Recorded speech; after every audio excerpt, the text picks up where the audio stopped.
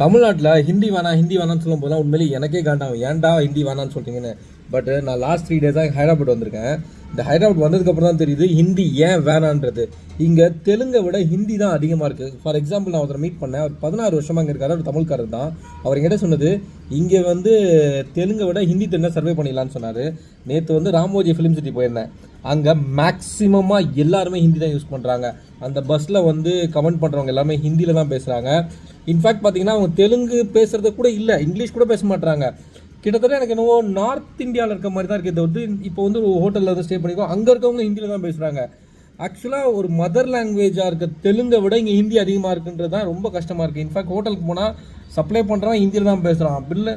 So இப்போ தான் புரியுது ஏன் தமிழ்நாட்டில் ஹிந்தி வேணான்னு சொல்கிறாங்கன்றது. நான் இப்பவும் சொல்கிறேன், தமிழ்நாட்டில் யாராவது பானிபூரி கடை பார்த்தீங்கன்னா தயவுசெய்து தம்பி பானிபூரி தாப்பான்னு சொல்லுங்கள், பானிபூரி தெய்வம்னு சொல்லாதீங்க. ஏன்னா இவங்கெல்லாம் வந்ததுக்கப்புறம் டோட்டலாக நம்ம தாய்நாட்டில் இருக்க தாய் மொழியே முடிச்சுட்டு அந்த ஹிந்தியை மட்டும் தான் ஆதிக்கப்படுத்துகிறாங்க. உண்மையாக சொல்ல போனால் எனக்கு ரொம்ப ரொம்ப ரொம்ப மனசு கஷ்டமாக அந்த ஹைதராபாத்தில் நான் பார்த்த விஷயம்.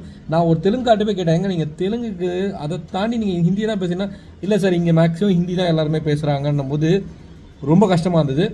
ஸோ தமிழ்நாட்டில் ஹிந்தி வேணான்னு சொன்னது கரெக்டு தான் என்னை பொறுத்த வரைக்கும்.